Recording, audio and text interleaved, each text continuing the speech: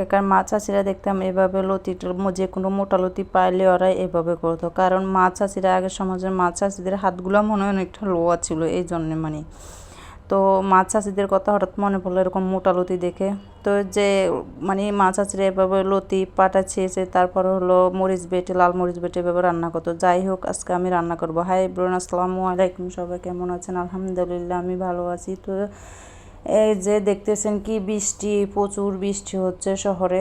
তো কি আর করার, আপনাদের ভাইয়াকে লতি আনার কথা বলছিলাম, লতি এনে দিয়েছে 1 মুঠা 40 টাকা দিয়ে। তো এগুলোকে আমি সুন্দর করে পরিষ্কার করে কেটে ধুয়ে নিয়েছি। নিয়ে এই যে কতটুকু লতি হয়েছে দেখেন। আমি এগুলো একবারে এখন পাঠাতে কি করব, কারণ যেহেতু মাছ আছে আগের সময় আমাদের এখন হাত জ্বলে, ঠিক আছে। আগের যুগে মাছ চাষিরা বলতো, মানে শুনছি আর কি, এগুলো তো চোখে দেখি নাই, শুনছি আর কি, ওরা ফাটায় মরিচ বেটে রান্না করতো। তারপর হলো যে যে ঢেঁকি আছে না, ঢেঁকিতে ধানেরে ভেঙে তারপর ভাত রান্না করতো। আর এখনকার সমাজ আমরা তো এগুলো কিছুই পারি না। তো খেতে মন চাইছে, কারণ এগুলো খেয়েছি তো, কারণ আমাদের নানুরা দাদুরা মা চাষিরা এগুলো বানিয়েছে খাওয়াইছে। তখন মাটির চুলারগুলো তো আরও অনেক মজা হয়। তো আমার এখানে তো মাটির চুলা নেই, যেহেতু গ্যাসে রান্না করতেই হবে। তো এখানে আমি যে সুন্দর করে পাটা চেঁচে নিলাম, তারপর মরিচগুলো বেটে নিলাম। বিশ্বাস করেন এগুলো করছি আর কি, আমার হাত যেভাবে জ্বলছে, যেভাবে চুলকাইছে, মানে পুরো হাতের অবস্থা বেশি খারাপ ছিল আমার। বরফের ভিতরে আমি হাত চুবে চুবে রেখে দিছি, লবণ দিয়ে মাখছি, এতটাই কষ্ট হয়েছিল। তবুও ভালো জিনিস খেতে হলে তো যখন যেটা মন চায় এটা তো করতেই হবে। মন চেয়েছে করছি, মানে খেতে মজা পাইছি কিন্তু কষ্টও পাইছি। তো যাই হোক, আমি সব মশলা দিয়ে লতিগুলোকে আমি রেখে দিলাম। তারপর এখানে যেহেতু লতির মরিচ খোলাটাও করবো, তাহলে তো আমার এখানে ডাল রান্না করতে হয়, কারণ যে কোনো মরিচ খোলার সাথে ডাল না হলে চলেই না। তো এই যে আমি সুন্দর করে ডালগুলো আগে রান্না করে রেখেছি, এখন শুধু বাগার দিয়ে দিয়েছি। তো যাই হোক, ডাল বাগার দেওয়া শেষ। এখন আমি এই যে লতিগুলোকে আমি মশলা দিয়ে মেখে রেখেছি, ও লতিগুলো এখানে আমি দিয়ে দিলাম। দিয়ে এখন আমি ঢাকনা দিয়ে রেখে দিব সুন্দর করে, কারণ একটু সিদ্ধ হওয়ার জন্য।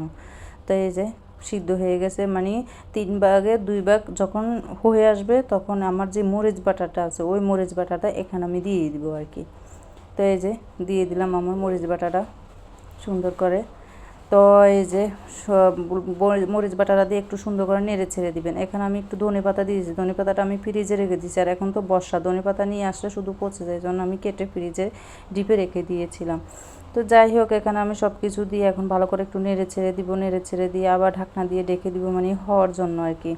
কি সুন্দর একটা স্মেল যে বের হয়েছে জানেন না। এগুলো আমি যেহেতু মরিচটা রসুন দিয়ে বেটে রেখেছি, রসুনের সুন্দর একটা স্মেল আসছে, মরিচে তারপর মশলা দিয়েছি, মানে সব মিলে সুন্দর একটা স্মেল আসছে।